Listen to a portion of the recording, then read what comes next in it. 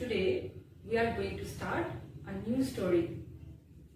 Tell me first, have you ever been to a city where there are some famous places? তোমরা কি এরকম কোনো জায়গায় গেছো, এরকম কোনো শহরে বা গ্রামে যেখানে বেশ কিছু দর্শনীয় জায়গা আছে, ফেমাস জায়গা আছে? আচ্ছা, who in this class has visited Kolkata? তোমরা অনেকেই কলকাতা ঘুরতে গেছো, আবার অনেকে যাওনি। তো যারা কলকাতায় ঘুরতে গেছো বা ঘোরার পারপাসে গেছো, তারা নিশ্চয়ই এই জায়গাগুলো দেখে থাকবে, যেমন ভিক্টোরিয়া মেমোরিয়াল, তারপর Nicco Park, metro rail, airport, তাই না? এগুলো হচ্ছে কলকাতার এক একটা ফেমাস জায়গা। তো আজকের গল্পটা শুরু করার আগে আমরা প্রথমেই কলকাতার বেশ কিছু ফেমাস জায়গা দেখে নেব। এটা হচ্ছে ভিক্টোরিয়া মেমোরিয়াল। রানী ভিক্টোরিয়াকে ডেডিকেট করে এটা বানানো হয়েছিল। এখন এটি একটি মিউজিয়াম এবং ট্যুরিস্ট ডেস্টিনেশন। তারপর দেখো জেনারেল পোস্ট অফিস বা জিপিও, এটা ওয়েস্ট বেঙ্গলের প্রধান পোস্ট অফিস, এটাও কলকাতাতে অবস্থিত। এই যে এটা হচ্ছে শিয়ালদা স্টেশন, তোমরা অনেকেই চেনো এটা, তাই না? Sealdah is one of the busiest railway stations in India. Next দেখো, দেখতেই পাচ্ছ প্লেন দাঁড়িয়ে আছে, তাই না? এটা হচ্ছে নেতাজি সুভাষচন্দ্র বোস ইন্টারন্যাশনাল এয়ারপোর্ট। এটা ওয়েস্ট বেঙ্গলের একমাত্র এয়ারপোর্ট, এখান থেকে দেশ বিদেশের অনেক জায়গায় যাওয়া যায়। এই দেখো, এটা খুব মজার জিনিস, এটাকে বলা হয় মেট্রো রেল বা পাতাল রেল। পাতাল কেন? কারণ এটা মাটির নিচ দিয়ে চলে। ওয়েস্ট বেঙ্গলের মধ্যে শুধুমাত্র কলকাতাতেই এই ট্রেন দেখতে পাওয়া যায়। আর এটা চলন্ত সিঁড়ি বা এসক্যালেটর।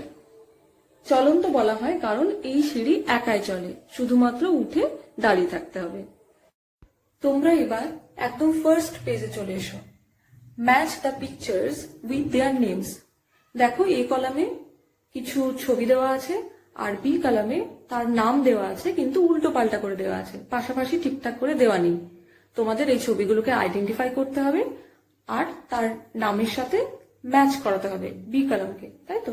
দেখো এবার তোমরা ছবিগুলো নিজেরাই আইডেন্টিফাই করতে পারবে। চটপট বি কলামের সাথে ম্যাচ করে ফেলো।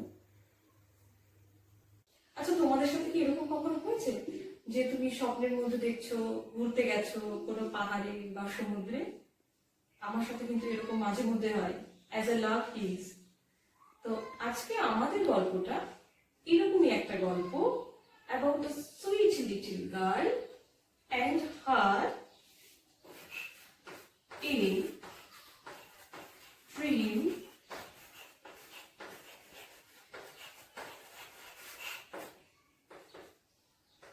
জার্নি। তাহলে চলো আমরা প্রথমে পুরো গল্পটা একবার পড়ে নিই। Chinook lives with her mother in Alipurduar. It is a pretty city surrounded by distant hills. Chinook's father works in Kolkata. On some weekends, he comes to his home. During these visits, he tells her stories about Kolkata. Some of the stories amaze Chinook. Her father has told her of the metro rail in Kolkata. Chinook has been astonished to hear of trains that run underground. One weekend, Chinook was expecting her father to arrive, but on Friday evening, her mother told her, "Your father may not come tomorrow. He is busy with some urgent work." Chinook felt very sad. She was missing her father very much. She had her dinner silently and went to sleep. Then she had a strange dream. গল্পটা সবাই শুনলে, এবার আমি গল্পটা আরেকবার পড়ছি মানে সহ, তোমরা সবাই বইয়ের দিকে একটু দেখো। ঝিনুক lives with her mother in Alipurduar. ঝিনুক তার মায়ের সাথে আলিপুরদুয়ারে থাকে। তোমরা জানো এখন ওয়েস্ট বেঙ্গলের যে 23টা জেলা আছে তার মধ্যে আলিপুরদুয়ার একটা জেলা, এবং সেখানে আলিপুরদুয়ার নিজে সুন্দর একটা শহর। It is a pretty city surrounded by distant hills. এটা দূরবর্তী পাহাড় দিয়ে ঘেরা খুব সুন্দর একটা শহর। ঝিনুক's father works in কলকাতা। ঝিনুকের বাবা কলকাতায় কাজ করেন। On some weekends he comes to his home. কিছু কিছু সপ্তাহের শেষে তিনি বাড়িতে আসেন। During these visits he tells her stories about Kolkata. তিনি যখন বাড়িতে আসেন তখন তিনি ঝিনুককে গল্প বলেন। কি সম্পর্কে? অ্যাবাউট কলকাতা, কলকাতা সম্পর্কে। Some of the stories amaze ঝিনুক। তো কিছু কিছু গল্প ঝিনুককে খুব অবাক করে। Her father has told her of the metro rail in Kolkata. তার বাবা মেট্রো রেলের গল্প বলেছেন, যেটা কলকাতায় অবস্থিত। Jhinuk has been astonished to hear of trains that run underground.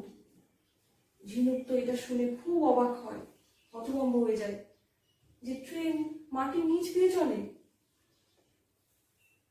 One weekend, Jhinuk was expecting her father to arrive. তো এরকমই একটা সপ্তাহের শেষে ঝিনুক আশা করেছিল যে তার বাবা বাড়িতে আসবেন। But on Friday evening, her mother told her. কিন্তু শুক্রবার সন্ধ্যাবেলায় তার মা বললেন, Your father may not come tomorrow. তোমার বাবা হয়তো আগামীকাল আসতে পারবেন না। He is busy with some urgent work. তিনি খুব গুরুত্বপূর্ণ কিছু কাজে ব্যস্ত আছেন। আর্জেন্ট ওয়ার্ক মানে যেটা তখনই করতে হবে, ইমিডিয়েট করতে হবে, এরকম কোনো কাজ। ঝিনুক ফেল্ট ভেরি স্যাড। ঝিনুক খুব দুঃখ পেল। She was missing her father very much. সে তার বাবাকে খুব মিস করছিল, তার বাবার কথা খুব মনে পড়ছিল। She had her dinner silently and went to sleep. Say silently, নীরবে তার রাতের খাবারটা খেয়ে নিল এবং শুতে চলে গেল। Then she had a strange dream. তারপর সে একটা অদ্ভুত স্বপ্ন দেখল। কিন্তু ঝিনুক কি স্বপ্ন দেখলো এটা আমরা পরের দিন জানবো। আচ্ছা, তাহলে তোমরা সবাই গল্পটা শুনলে। এবার দেখো, এই গল্পের মধ্যে প্রত্যেকটা চ্যাপ্টারে যেরকম থাকে বেশ কিছু ওয়ার্ড আছে যেগুলো তোমাদের কাছে একটু আননোন এবং সেগুলো রেড কালার দিয়ে লেখা আছে। সেই শব্দগুলোই ওয়ার্ড প্রবে দেওয়া আছে, আমি সেগুলোকে ব্ল্যাক বোর্ডে লিখেছি। তো দেখে নাও এই শব্দগুলো কি কি। প্রথম শব্দ হচ্ছে প্রিটি। প্রিটি শব্দটা তোমাদের কাছে একটু আননোন, একটু নতুন, কিন্তু তোমরা বিউটিফুল শব্দটা সবাই জানো। তো বিউটিফুল হচ্ছে প্রিটির সিনোনিম। যেটাই প্রিটি সেটাই বিউটিফুল। অর্থাৎ প্রিটি মানে হচ্ছে খুব সুন্দর।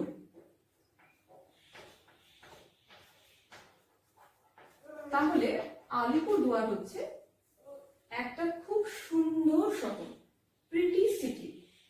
ঠিক আছে, নেক্সট দেখো ডিস্ট্যান্ট। ডিস্ট্যান্ট মানে হচ্ছে দূরবর্তী, ফার অ্যাওয়ে। নিয়ার মানে কাছে, তার অপোজিট কি? ফার, ফার অ্যাওয়ে অর্থাৎ দূরবর্তী বা ডিস্ট্যান্ট। উইকেন্ডস। উইকেন্ডস শব্দটা দেখে বোঝা যাচ্ছে যে এটার মানে কি, তাই না? উইক মানে কি? সপ্তাহ। এন্ডস মানে কি? সপ্তাহের শেষ। তাহলে উইকেন্ডস সপ্তাহের শেষ। স্যাটারডে এবং সানডে মেনলি এই দুটোকে উইকেন্ড বলা হয়। নেক্সট দেখো অ্যামেজ। অ্যামেজ মানে অবাক হওয়া বা সারপ্রাইজ হওয়া। অ্যামেজ মানে হচ্ছে সারপ্রাইজ বা বিস্মিত হওয়া বা অবাক হওয়া। আর্জেন্ট। আর্জেন্ট মানে হচ্ছে ইমিডিয়েট, অর্থাৎ যেটা খুব জরুরি, অর্থাৎ তখনই করতে হবে এমন কোনো কাজ, খুব জরুরি কাজ, এরকম বোঝাতে বলা হয় আর্জেন্ট। তাহলে এই হচ্ছে তোমাদের আজকে তোমরা কিছু মানে শিখলে যেগুলো তোমাদের কাছে একটু নতুন। তো এই পুরো গল্পটা পড়ার পর তোমরা একটা জিনিস নোটিশ করতে পারছো যে এখানে অনেকগুলো নাম আছে, তাই না? জায়গার নাম, মানুষের নাম। তো এগুলো কি? সবই প্রপার নাউন।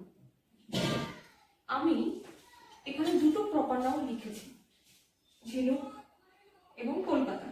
ঝিনুক একজনের নাম, একটা পার্সনের নাম, সুতরাং এটা প্রপার নাউন। কলকাতা একটা জায়গার নাম, একটা প্লেসের নাম, তাই এটা প্রপার নাউন।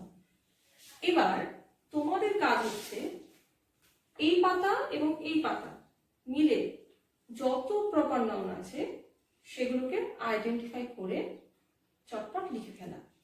এটাই আজকে তোমাদের অ্যাক্টিভিটি।